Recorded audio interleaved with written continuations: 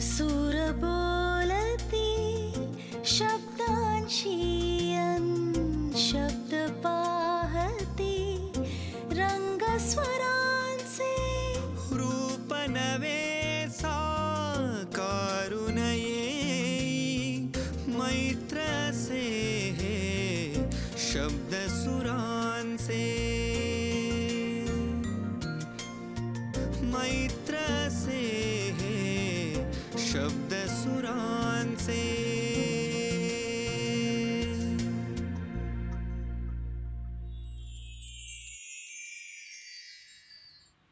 रसिक हो, भारतीय संगीताच्या विविध क्षेत्रात स्त्रियांचा ठळक सहभाग आपल्याला नेहमीच दिसतो. गायन आणि त्यानंतर वाद्यांवरची हुकूमत अशा दोन्ही क्षेत्रात स्त्रियांचा सहज वावर आहे. मात्र संगीतकार म्हणून स्त्रियांची नाममुद्रा तितकी ठळक नाही. त्यामुळेच मराठवाड्यातल्या एका छोट्याशा गावात वाढलेली मुलगी संगीतकार म्हणून ख्यातकीर्त होते तेव्हा ते विशेषच असतं. खरं तर विशेष आनंदाचं असतं. आनंदी विकास, होय आनंदी विकास, मराठवाड्यातल्या पहिल्या महिला संगीतकार. ज्येष्ठ सुप्रसिद्ध संगीतकार दशरथ पुजारी यांच्या ते शिष्या. आनंदी विकास यांनी 400 पेक्षा अधिक काव्यरचना संगीतबद्ध केल्या आहेत. संगीतकार म्हणून असंख्य सर्जनशील प्रयोग केले आहेत. She has left no single stone unturned. विठ्ठलाच्या चरणी अर्पण केलेली 21 गाण्यांची माला, 25,000 विद्यार्थ्यांबरोबर शासनासाठी केलेला न भूतो न भविष्यती असा प्रकल्प, 5 थीम सॉंग्स असा अनमोल ऐवज आनंदी विकास यांनी आपल्या खात्यात जमा करून ठेवला आहे. अनेक दिग्गज नामवंत गायक गायिकांनी आनंदी विकास यांच्या रचनांना स्वर दिला आहे. शंकर महादेवन, महालक्ष्मी अय्यर, प्रियांका बर्वे, सावनी रवींद्र, अजित कडकडे, आशा खाडीलकर, उत्तरा केळकर, विनायक जोशी, मुग्धा वैशंपायन, ऋषिकेश रानडे अशी कितीतरी नावं. प्रत्येक वेळी नवी सुरावट, नवीन राग, नवीन ताल, गाणारेही नवीन. त्यामुळे प्रत्येक गाणं ताजतवानं, मनाला उल्हास देणारं, माहेरी साहित्यिक सांस्कृतिक वातावरण. सुप्रसिद्ध कवी दासू वैद्य हे भाऊ, सासरही देशमुखांचं तालेवार घराणं. या कौटुंबिक वातावरणात कलेला पोषक असं सगळं काही होतं. आणि सगळ्यात महत्त्वाचं म्हणजे पती विकास देशमुख यांची आनंददायी सुरेल साथ. रसिक हो, कलाजीवन आणि व्यक्तिगत आयुष्य यांचा हा बहारदार सिलसिला आनंदी विकास यांच्या पुढच्या वाटचालीत असाच सुरू राहू दे निरंतर. याच शुभेच्छा.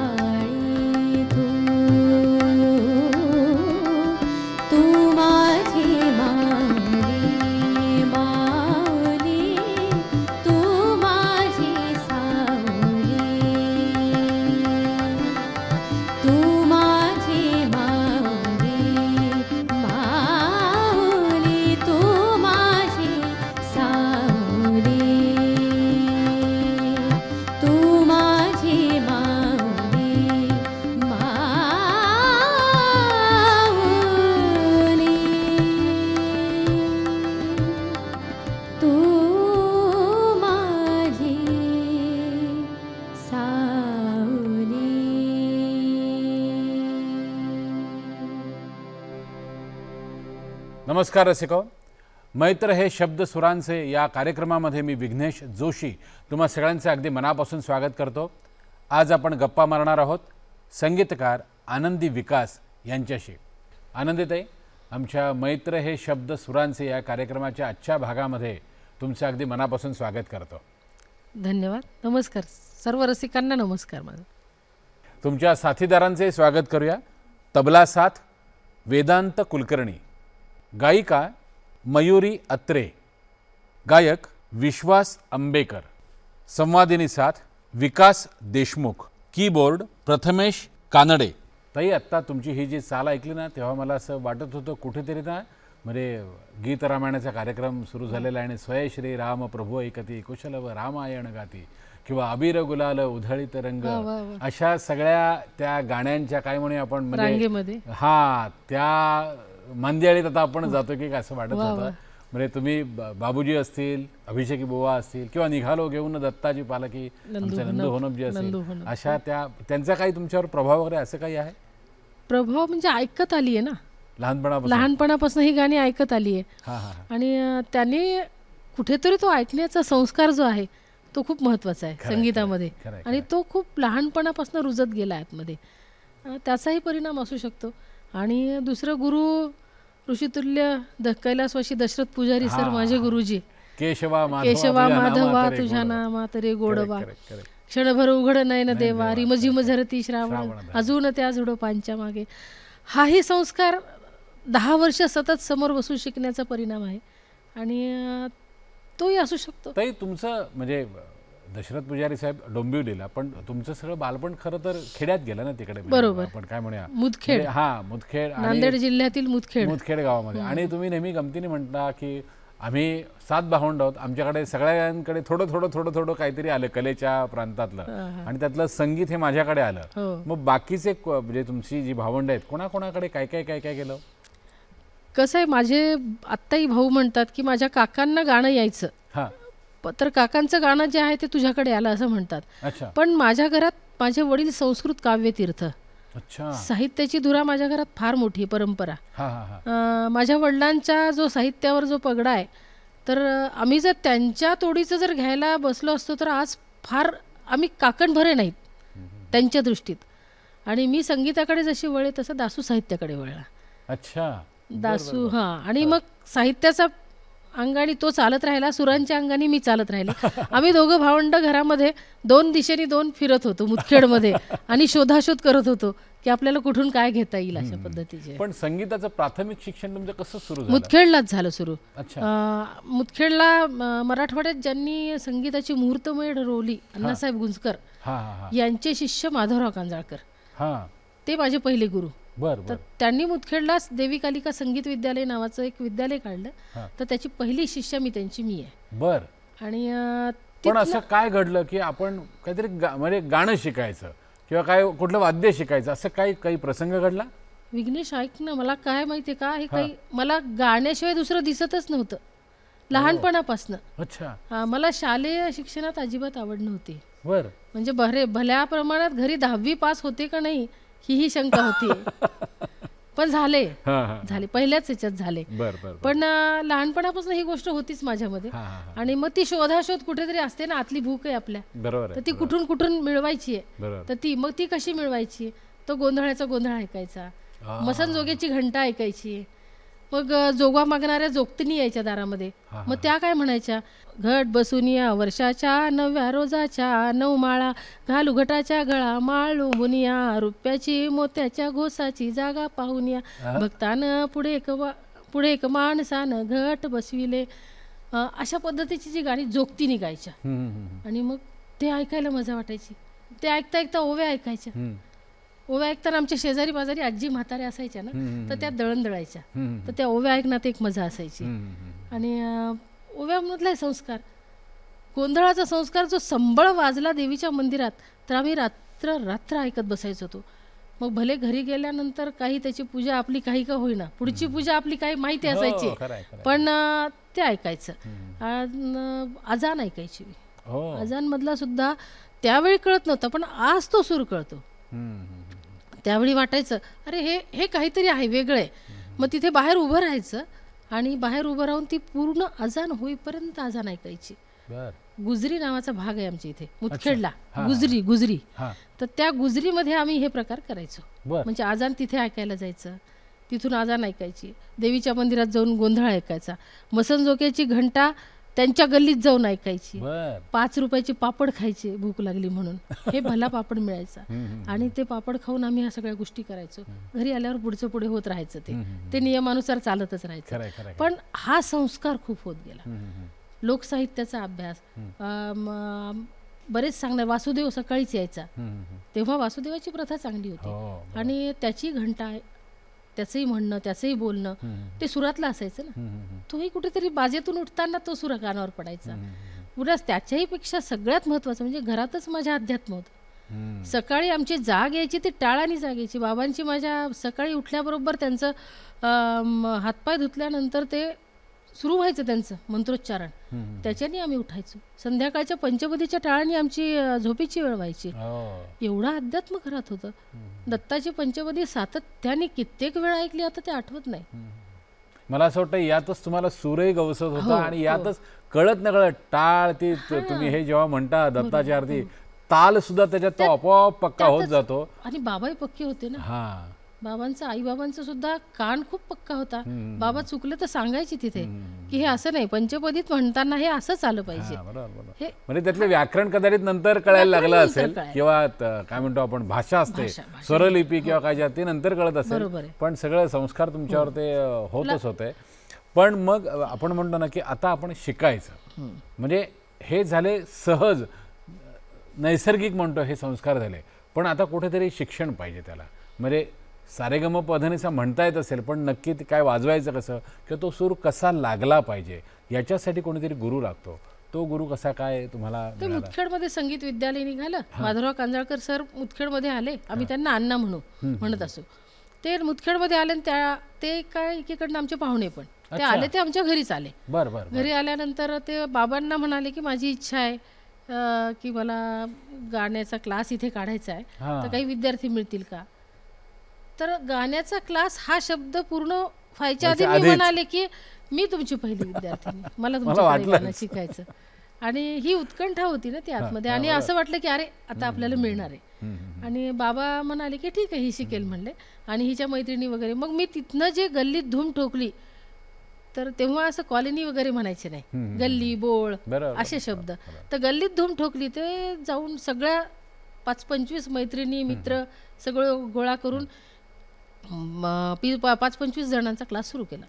मैत्र से हे शब्द सुरांचे.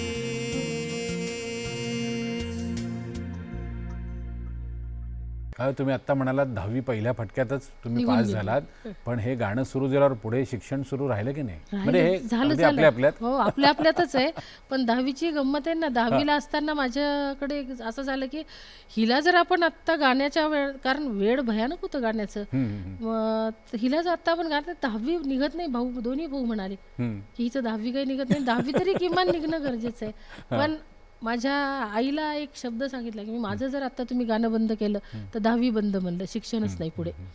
तर मग आईने एक युक्ती सांगितली. ती म्हणाली गणिताच्या तासाला जातेस ना तू, तर तेवढ्या वेळात काय करायचं की त्या सरांना सांगायचं पण गणिताचा अभ्यास घरी करायचा.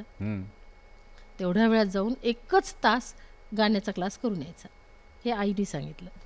आणि मी गणिताच्या ट्युशनच्या वहीमध्ये माझे ते गाण्याचे नोट्स न्यायच्या, तेवढा 1 तास करून यायची. आणि योगायोगही असतात ना कसे तरी, की म्हणतात ना भीत्या पाठी म्हणतो तसं. त्यावेळेस मी त्या परीक्षेला मी पूर्ण आमच्या विभागातनं पहिली आले गाण्याच्या परीक्षेला. पुढे 10वीचा रिझल्ट राहिला होता लागायचा. क्या बात आहे. आता खरी धाकधूक पुढे राहिली ना, की 10वीचा रिझल्ट जर चांगला लागला तर सगळं ठीक आहे, नाही तर आपलं काही खरं नाही. पण झालं, 10वीचा रिझल्टही फर्स्ट क्लासनी पास झाले. आणि त्याच्यामुळे नंतर कळ अरे आहे आपल्याला. मला असं वाटतं हे वेळेचं गणित तुम्ही बरोबर जमवलं बांधल्यामुळे, त्यामुळे 10वीचं गणित पण बरोबर जुळून आलं. म्हणजे 10वीचं आणि संगीताचं गणित त्याच्यानंतर गणिताचा संबंध सुटला. हा, तो फक्त मग मात्रेपुरता इकडे शिल्लक राहिला. 8 मात्रा की 10 मात्रा की 12 मात्रा की 16 एवढा. क्या बात आहे, क्या बात आहे. आनंदीताई, एखादं गाणं ऐकूया आणि मग पुढच्या मुद्द्याकडे जाऊया. गाणं ऐकूयात आपण. बरं, मी विचारतो, आत्ता मयुरीने जे गाणं सादर केलं, म्हणजे संगीतकार तुम्हीच आहात, याची आता रसिक प्रेक्षकांसुद्धा माहिती झाली असेल, पण ते काव्य कोणाचं आहे? हे काव्य आहे हृदयरोग तज्ज्ञ डॉक्टर व्यंकटेश काब्दे, नांदेडचे. आणि त्यांनी लिहिलेली ह्या गाण्याचं एकच मिनिटात सांगते मी. या गाण्याची कथा खूप वेगळी आहे. हे गाणं त्यांनी त्यांच्या पत्नीसाठी लिहिलेलं आहे. बर बर बर. कारण त्यांना त्या म्हणजे आज त्यांना जे परदेशात वगैरे सगळे जे पत्नीसाठी की तू माझी माऊली, आता तू माऊली झालीस, आजवरी होती तुझी मला साथ, थरथरे हात आज माझा, म्हणजे पत्नीच्या सोबत जो आहे हा सगळा प्रसंग त्यांनी त्या काव्यात लिहिलाय. पण जेव्हा त्यांच्याकडनं हे 40 वर्षापासूनचं लिहिलेल्या आहेत गोष्टी आहेत ह्या, तर जेव्हा माझ्या हातात आली तर मला साक्षात त्यात माऊली दिसली. आणि नंतर जेव्हा त्यांनी हे गाणं ऐकलं, हे गाणं गायली आहे मृदुला तांबे, अच्छा, देवकीताईंची शिष्या, तिने ती गायली आहे. आणि त्यांनी जेव्हा हे गाणं ऐकलं तर त्यांच्या दोन्ही डोळ्यांना धारा लागल्या डॉक्टर काब्देंच्या. ते म्हणाले, अगं हे काय झालंय, काय होऊन बसलंय हे, मला माहित नव्हतं. मी सहज बायको समोर आहे, बायकोसाठी म्हणून लिहिलेली कविता, आणि त्याच्यात साक्षात माऊली तुला दिसली. म्हणलं ते मी नाही सांगू शकत, पण ती दिसली मला, आणि हे गाणं अशा पद्धतीत झालं. मला असं वाटतं जे अगदी आतून येतं ना, अगदी आतून, म्हणजे कुठलेही नियम किंवा जाणीवपूर्वक काहीतरी करायचं म्हणून असं न करता जे येतं, जे सहज येतं ते इतकं सुंदर, सुंदर, सहज सुंदर. क्या बात आहे, क्या बात आहे. आता आपण ऐकूयात अमृत देशमुख प्राध्यापक आहेत नांदेडचे. अच्छा. तर त्यांची रचना आहे, देवा तुझी आठवण वाट चालू न थकता, संकट हे कोसळता कळ सोसता सोसता. क्या बात आहे, क्या बात. आणि हे उत्तरातही केळकर गायलत. अरे वा वा वा, क्या बात आहे. देवा तुझी आठवण वाट चालू न थकता, देवा तुझी आठवण वाट चालू न थकता, देवा तुझी आठवण वाट चालू न थकता, संकट ही कोसळता, संकट ही कोसळता कळ सोसता सोसता, देवा तुझी आठवण वाट चालू न थकता, देवा तुझी आठवण वाट चालू न थकता.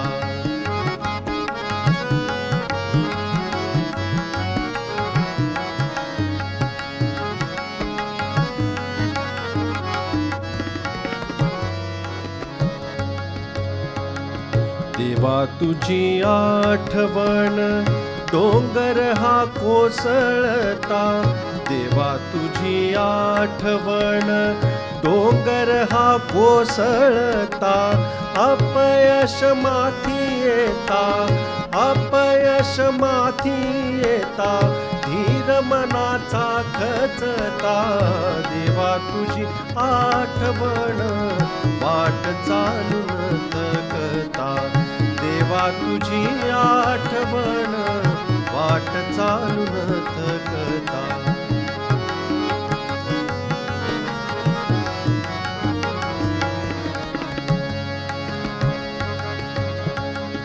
देवा तुझी आठवण, देवा तुझी आठवण सोबतही नसताना, देवा तुझी आठवण सोबतही नसताना, होता विषण्ण हे मन, होता विषण्ण हे मन, वेदनाही सोसताना, देवा तुझी आठवण वाट चालू न थकता, देवा तुझी आठवण वाट चालू न थकता.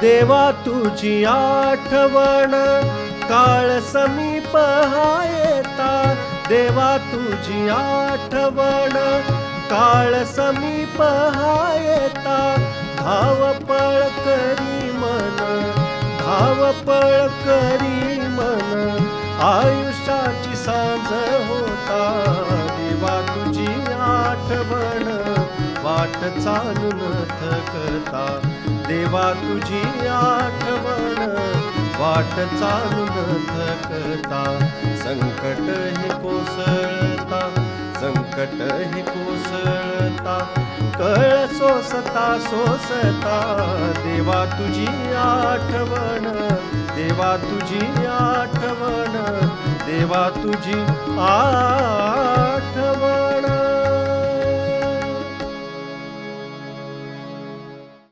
वा विश्वासदादा, फार छान झालं गाणं. ताई, 10वीपर्यंतचा तो आपला प्रवास झाला, पण तुम्ही आता म्हणजे शासकीय नोकरीमध्ये आहात, तर त्यासाठी काय फक्त 10वीपर्यंत शिक्षण पुरणार नव्हतं, मग पुढे काहीतरी तुमचं शिक्षण सुरू झालं असेल. तो प्रवास कसा काय झाला आणि ते करता करता गाण्याचंही तुमचं म्हणजे शिक्षण सुरू होतंच, बरोबर आहे. पण ते काही इतक्या छोट्या गावात होणं शक्य नव्हतं, म्हणजे त्यासाठी कुठलं तरी मोठं शहर. मी अंबाजोगाईला गेले. अच्छा. हां. 11वी 12वी साठी म्हणून. हां हां. अंबाजोगाईला गेल्यानंतर तिथे मग शिवदास देगलूरकरांकडे यांच्याकडे आधी गाण्याचं ऍडमिशन घेतलं. बर. शिवदास देगलूरकर जे जसराजजींचे पंडित जसराजजींचे शिष्य आहे, तर त्यांच्याकडे आधी गाण्याचं ऍडमिशन घेतलं, तिथे प्रवेश पहिला आणि मग कॉलेजचा प्रवेश.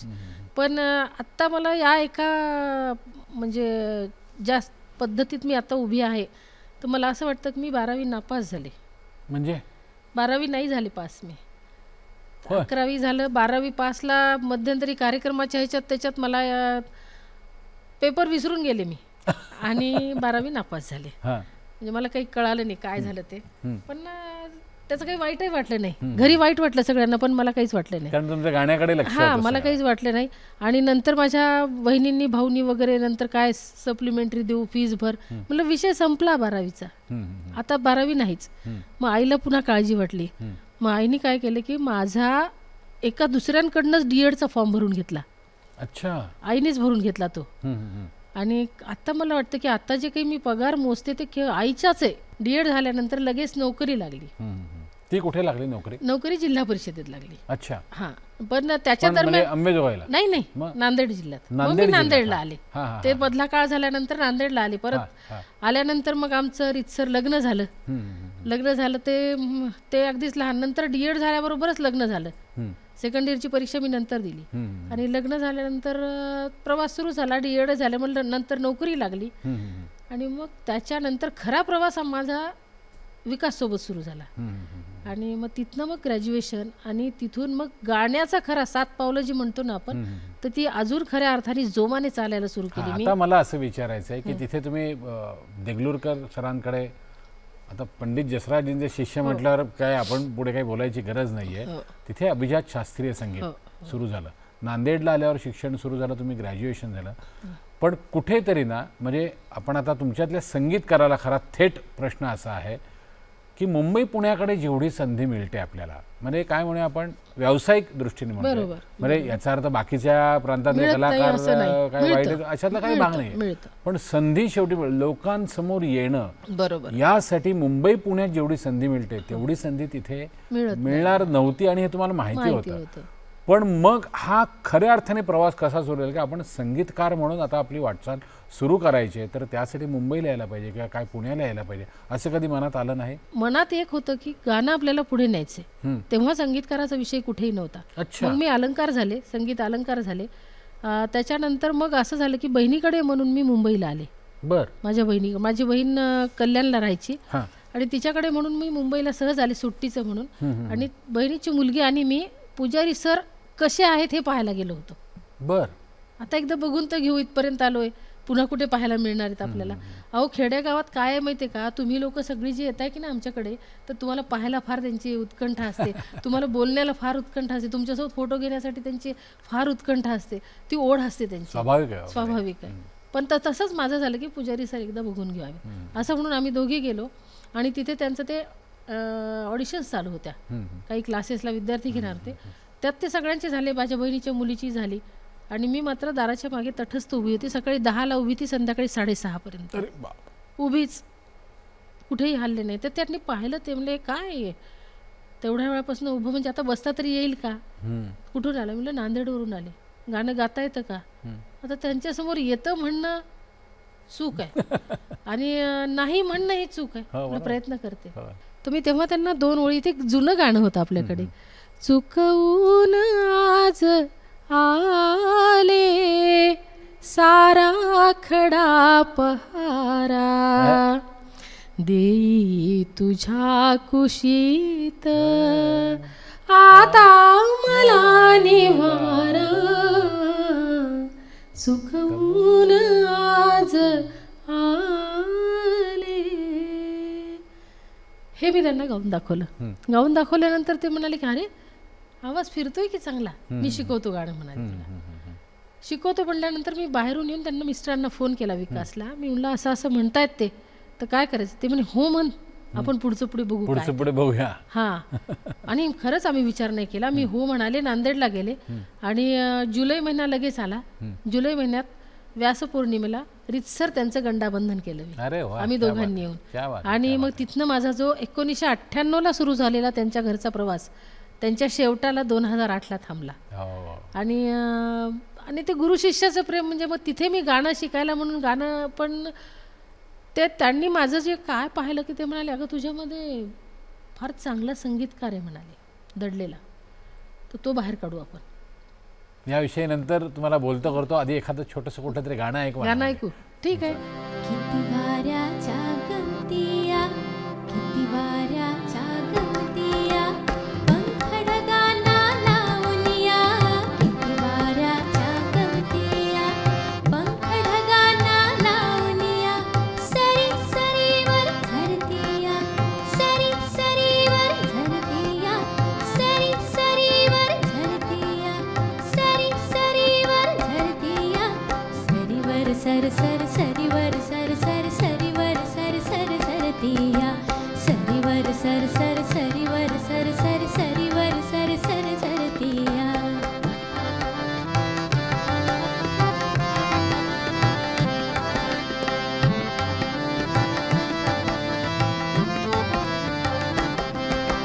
धुंद परिसर भवतीचा, धुंद परिसर भवतीचा, गार गालीच्या नवतीचा. धुंद परिसर भवतीचा, गार गालीच्या नवतीचा. पदर हिरवा धरतीचा, सरी सरीवर झरतीया, सरी सरीवर झरतीया, सरी सरीवर झरतीया, सरी सरीवर झरतीया. सरीवर सर सर सरीवर सर सर सरीवर सर सर झरतीया. सरीवर सर सर सरीवर सर सर सरीवर सर सर झरतीया.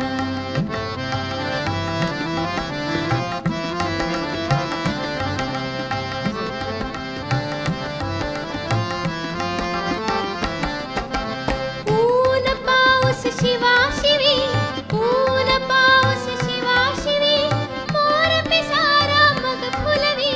ऊन पाऊस शिवा शिवी, मोर पिसारा मग फुलवी. सृष्टी रूप श्रावण फुलवी, सृष्टी रूप श्रावण फुलवी. सरी सरीवर झरतीया, सरी सरीवर झरतीया, सरी सरीवर झरतीया, सरी सरीवर झरतीया.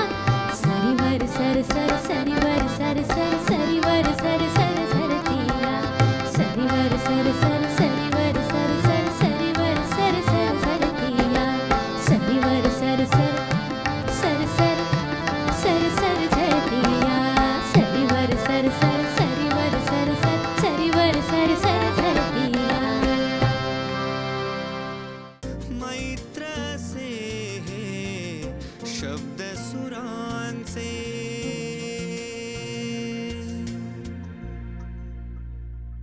हां, तर तुम्ही सांगत होतात की पुजारी साहेबांनी तुमच्यामध्ये संगीतकार आहे ही जाणीव तुम्हाला करून दिली. ती म्हणजे त्यांना असं का वाटलं? तुम्ही काही त्यांना तुमच्या काही कंपोजिशन्स ऐकवल्या होत्या? नाही नाही, कंपोजिशन्स मी केल्याच नव्हत्या, ऐकायचा काही प्रश्नच नाही. हां. पण काय व्हायचं, मी गाणं जेव्हा शिकायला त्यांच्यासमोर बसायची, त्यांनी मला कोणतं गाणं, केशवा माधवा त्यांनी मला मृदुलकरांनी शिकवलं. असे त्यांची जी गाणी आहेत ती मला त्यांनी शिकवता शिकवता, पण माझं लक्ष गाण्याकडे पेक्षाही त्यांनी ते तयार कसं केलं ह्याच्याकडे जास्त असायचं. आणि हे माझा हा स्वभाव लहानपणापासून आहे की त्या कुठं तयार ती कसं झालंय हे बघणं, त्याच्या मुळाशी जाणं, हा स्वभाव लहानपणापासूनचा आहे. तर त्यात या बाबतीत तेच झालं. आणि ते नंतर त्यांच्या लक्षात यायला लागलं की ते जेव्हा म्हणायचे की आता मी मागचंच शिकवलेलं सांग बरं तू, तर मी त्यांना मागची त्या संगीताची हिस्ट्री सांगायची त्यांना की ही चाल अण्णा अशी चाल झाली आहे काही, ह्या चालीमध्ये असं केलंय का आपण असं केलंय का. जेव्हा मग आमच्या अशा चर्चा व्हायच्या तेव्हा लँडलाईन फोन होते, तर लँडलाईन फोनवर आम्ही 1-1 तास बोलायचो. अच्छा. हो, म्हणजे त्याच्यावर पण शिकवायचे मला ते फोनवर पण. तर त्यावेळेस ते म्हणाले की नाही हे वेगळं गणित आहे, तुला गाणं शिकवून जमणार नाही. नांदेडचे कवी देवीदास फुलारी यांच्या एक रचना माझ्याकडे होत्याच, तर त्यातली एक रचना काढली मी की लाचारांच्या राऊळात या केवढी आरास आहे, राऊळात या केवढी आरास आहे, गाभाऱ्यात देवळाच्या पडती ही उदास आहे, अशी रचना आहे. आणि मग ती रचना मी प्रयत्न केला की अरे ह्याला आपण काहीतरी करू शकू. तो बालबोध प्रयत्न. लाचारांच्या राऊळात या केवढी आरास आहे, लाचारांच्या राऊळात या केवढी आरास आहे, गाभाऱ्यात देवळाच्या पडतीही उदास आहे, लाचारांच्या राऊळात या. ही तुमची पहिली चाल आपण म्हणू शकतो. आणि मग हे अण्णांना ऐकवलं मी. म्हणजे ऐकवलं म्हणजे मी हे केलंय म्हणायची ताकद कुठे आहे. साधारण असं काहीतरी सुचलंय मला. अण्णा हे मला असं झालंय. आणि बघता का जरा आपण गुरु पहिल्याच भेटीत पहिल्याच याला जर त्यांनी शाबासकी दिली तर ते गुरु कुठे. बरोबर. म्हणून मग आणि ते योग्यच आहे, द्यायला नाही पाहिजे. तर मग ते म्हणाले ठेव राहू दे, ते आजचं आपण शिकवणी करू, मी बघेल नंतर.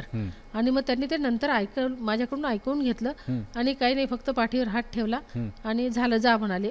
छान नाही, चांगलं नाही, वाईट नाही, चूक नाही, काहीच नाही. पण माझी तगमग आतली वाढली ना की काय आपण ते केलंय तर ते काही नेमकं काही कळे ना. मग नांदेडला गेल्यानंतर पुन्हा त्यांना फोन केला मी. म्हणजे अण्णा एक विचारू का. तर ते काय मला माहिती आहे म्हणले. काय मला वाटलंच होतं की सकाळी तुझा फोन येणार आहे म्हणून. तर मी म्हणलं काय झालं हो, चुकलं असेल तर बंद करते मी. तर ते म्हणे नाही, तुला आता हाच अभ्यास करायचा आहे म्हणे, आणि तुला आता मी हेच काम शिकवणार आहे.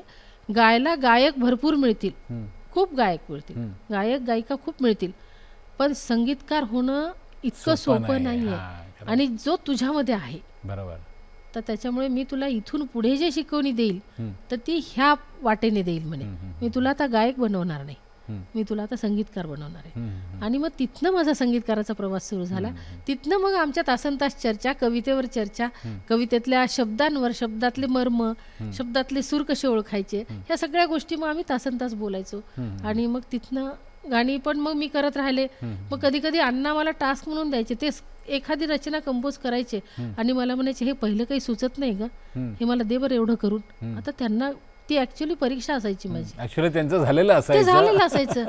पण मग ते म्हणायचे हा हे बरोबर आहे, हे असंच होतं, असंच पाहिजे. अशाही काही प्रसंग घडलेत. रात्री 11 वाजता 12 वाजता फोन यायचा, ह्या 2 ओळींना मला सुचत नाहीये काही, दे बरं करून. 11-12 वाजता रात्रीच्या लँडलाईनवर फोन यायचा आणि त्याच्यानंतर मी 2 पर्यंत त्याच्यावर काम करायचे आणि ते काम पूर्ण करूनच मग दुसऱ्या दिवशी ऐकायचं त्यांना. म्हणजे हा जो एक दोघांचं जे एक आमचे घट्ट नातं छान जे होतं की नाही, ते फार सुंदर नातं. पुजारी साहेबांकडे तुमचं किती वर्ष? 10 वर्ष शिक्षण. 98 ते 2008. बापरे. म्हणजे आणि नांदेड मुंबई अपडाऊन. हो, काय सांगता. हा, मग मुंबईत कुठे राहणार. माझं सगळं नांदेडमध्ये, मी आधीच सांगितलं, सगळं घर कुटुंब ह्या सगळ्या गोष्टीला कुठेही काय म्हणतो त्याला विस्कळीतपणा न येऊ देता इथपर्यंत आलेली आहे. तुम्हाला तुमचं पहिलं रेकॉर्डेड गाणं म्हणतो आपण की हे माझं पहिलं गाणं रेकॉर्ड झालं, जसं आपल्या लहानपणी अरे मी आज रेडिओवर पहिल्यांदा गायले, मी आज TV सेंटरला पहिल्यांदा किलबिलमध्ये जाऊन आले, असं आपल्या पिढीला ते होतं. तसं पहिलं रेकॉर्डेड गाणं, त्याचा काही किस्सा आहे का की ते कसं झालं रेकॉर्डिंग त्याचं? म्हणजे पहिलं रेकॉर्डेड मी माझं कुलदैवत आहे शिवानंद स्वामी म्हणून, नांदेड मुदखेड जवळच आहे, तर जाज्वल्य दैवत आहे. तर त्यांचे स्तोत्र होते तर त्या स्तोत्राचं पहिलं रेकॉर्डिंग मी केलं. अच्छा. औरंगाबादला केलं. उदय दंताळे यांचा स्टुडिओ होता आणि त्यांच्याकडे ते काम केलं. पण मला असं वाटतं की ते आता जेव्हा मी ते मागे फिरून जेव्हा पाहते तेच काम मी परत पुन्हा केलं. अंकिता जोशीच्या आवाजात केलं. मला वाटतं अंकिता जोशी म्हणजे पुन्हा पंडित जसराजजी शिष्या आणि पुन्हा ती नांदेडचीच आमच्या कुटुंबातलीच. तर त्याच्यामुळे तिच्या आवाजात नंतर केलं आम्ही. त्यातलं काम हिनी पण काही केलंय, मयुरीनी पण केलंय त्यामध्ये पण. तर हा प्रथमेशनीच त्याचं अरेंज केलंय. हा, तर ह्या सगळी ही टीम आमची सगळी आहेच आहे त्या कामामध्ये. पण ते पहिलं काम होतं माझं, तेव्हा ते छान वाटलं मला. पण नंतर नंतर कसं असतं, आपलं पहिलंच अक्षर आपण जेव्हा नंतर पाहायला लागतो ना, तर त्यातले मग कळतात की अरे हे वाकडं का झालं, हे सरळ का झाले. तर त्यातले बारकावे जसे कळायला लागतात तसं म्हणून मी ते बारकावे कळाल्यानंतर पहिलं पुन्हा तेच काम प्रोफेशनली पूर्ण व्यावसायिकरित्या करून घेतलं आणि आता ते काम सगळीकडे पसरलेले. बरं. एखादं गाणं आधी ऐकवा आणि मग आपण पुढच्या गाण्याच्या बाबतीमध्ये सुद्धा मी सांगते की बालगीतांचा एक प्रोजेक्ट केला होता मी, फुलपाखरांचा गाव म्हणून. अच्छा. तर तो पण माझा पहिला प्रोजेक्ट. तर त्याच्या आधी आपण एक गाणं ऐकूयात. एक आबा महाजन तहसीलदार, मला वाटतं जळगावला आहेत आता, खानदेश का माहित नाही, बदली आता कुठे ते. त्यांचं माझं सहज बोलणं झालं. त्यांनी फेसबुकवर एक कविता पाठवली होती, शेअर केली होती. चिंबाडल्या राणी ऋतुगंधित मणी, आषाढ मासी आषाढ गाणे. आणि मग ती वाचली कविता. आणि काही काही म्हणतो ना आपण, सृजनाला फक्त संधी हवी असते. खरंय, अगदी खरंय. प्रतिभा वगैरे ह्या गोष्टी फार नंतर आहेत, पण तुम्हाला सुचणारा जो क्षण आहे, तुम्ही जर तो टिपला ना तर तो क्षण फार मोलाचा ठरतो. तो क्षण असा चिमटीत आपल्याला उचलता आला पाहिजे, पुढचं सगळं पुढची मजा येते. मग त्यातलंच हे गाणं आहे. आबांची कविता वाचली, पुढच्या 15 मिनिटात कंपोजिशन झालं.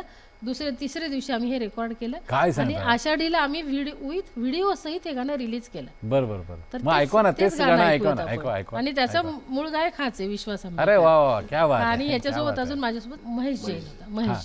बरोबर, जरूर ऐकवा ना गाणं ते.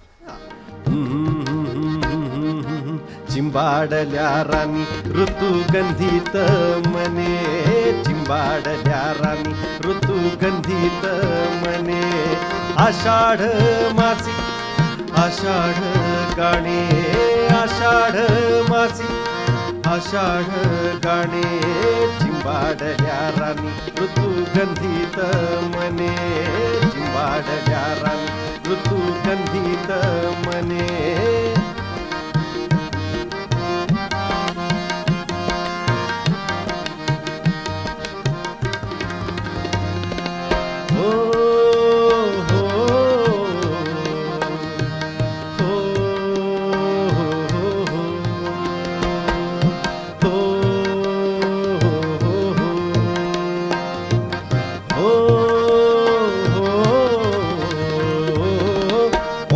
खोपा चिंबरान, ओला खोपा चिंबरान, वसुधरेला थेंबाचं दान, वसुधरेला थेंबाचं दान, चिंबाडल्या राणी ऋतुगंधित मने, चिंबाडल्या राणी ऋतुगंधित मने.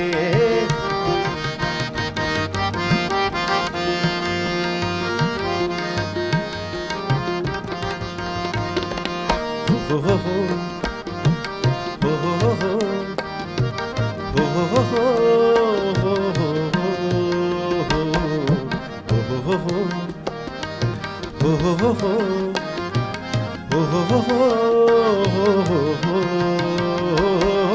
थेंबाच्या दानात, थेंबाच्या दानात, भुईचा सोहळा, भुईचा सोहळा, थेंबाच्या दानात, थेंबाच्या दानात, भुईचा सोहळा, भुईचा सोहळा, आषाढ मासी आषाढ मासी, विठ्ठला चालळा, आषाढ मासी विठ्ठला चालळा, चिंबाडल्या राणी ऋतुगंधित मने, चिंबाडल्या राणी ऋतुगंधित मने, आषाढ मासी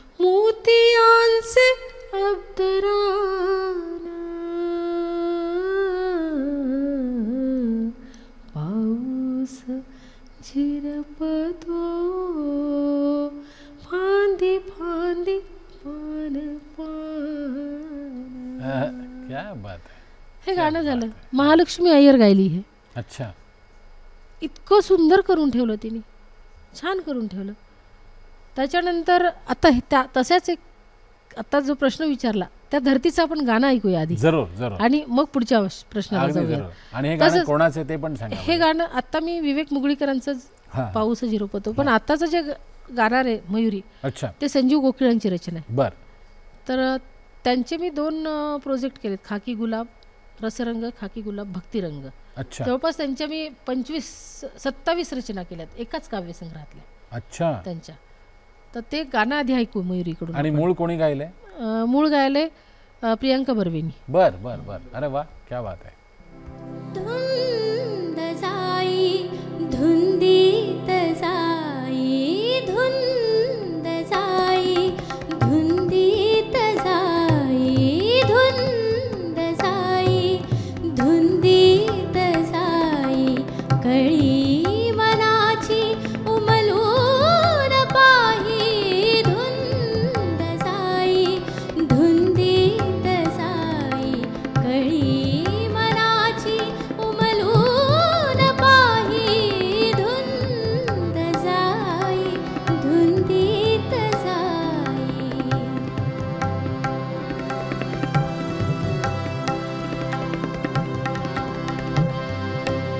निरागस कळीचा शुभ्र मोगरा, निरागस कळीचा शुभ्र मोगरा, हळव्या मनाला व्यापून राही, धुंद जाई धुंदीत जाई, धुंद जाई धुंदीत जाई, धुंद जाई धुंदीत जाई.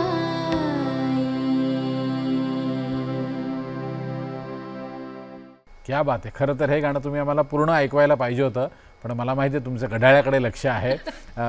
ताई, तुम्ही मध्यंतरी एक अल्बम केला होता, मला वाटतं आषाढी निमित्त होता की 21 गाणी, 21 गाणी, पांडुरंगाची 21 गाणी, असा काहीतरी तो अल्बम होता ना. मला आता पटकन तो आठवत नाहीये. तर जरा त्याविषयी. माऊलीच. हा, तू माझी माऊली.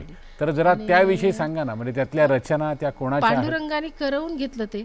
पहिली रचना मी जी सुरू केली तर त्याच्यामध्ये संजीव कोकिळ यांच्या 7 रचना आहेत.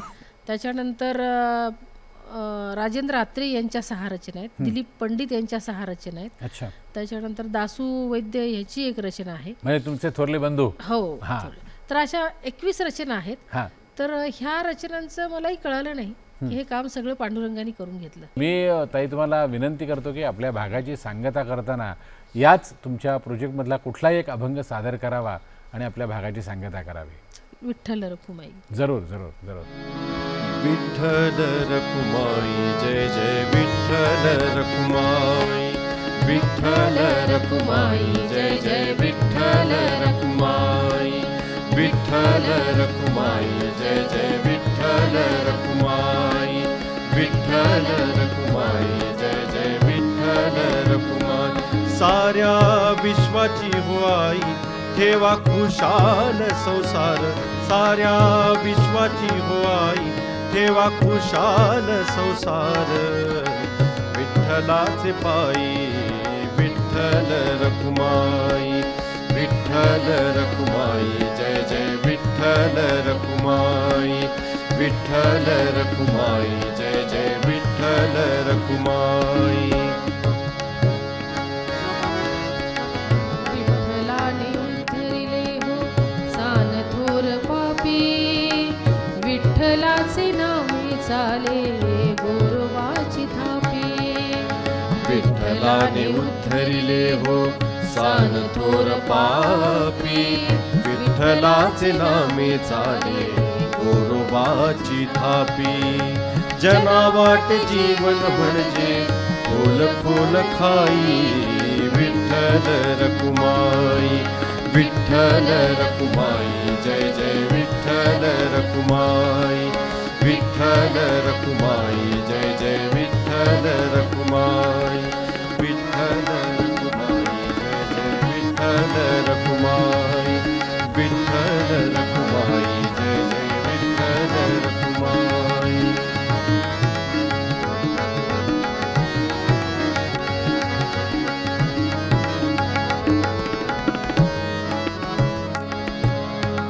ज्ञानोबाच्या मुखी वाहे कृष्णाची गीताई, ज्ञानोबाचे मुखी वाहे कृष्णाची गीताई.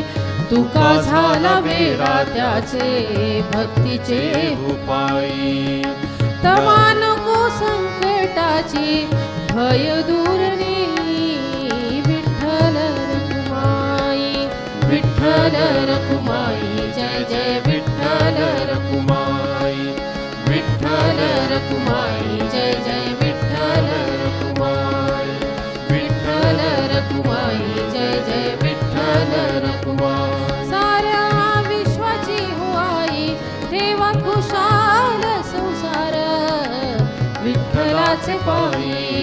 विठ्ठल रखुमाई, विठ्ठल रखुमाई, जय जय विठ्ठल रखुमाई, विठ्ठल रखुमाई, जय जय विठ्ठल रखुमाई, विठ्ठल रखुमाई, जय जय विठ्ठल रखुमाई, विठ्ठल रखुमाई, जय जय विठ्ठल रखुमाई, विठ्ठल रखुमाई, जय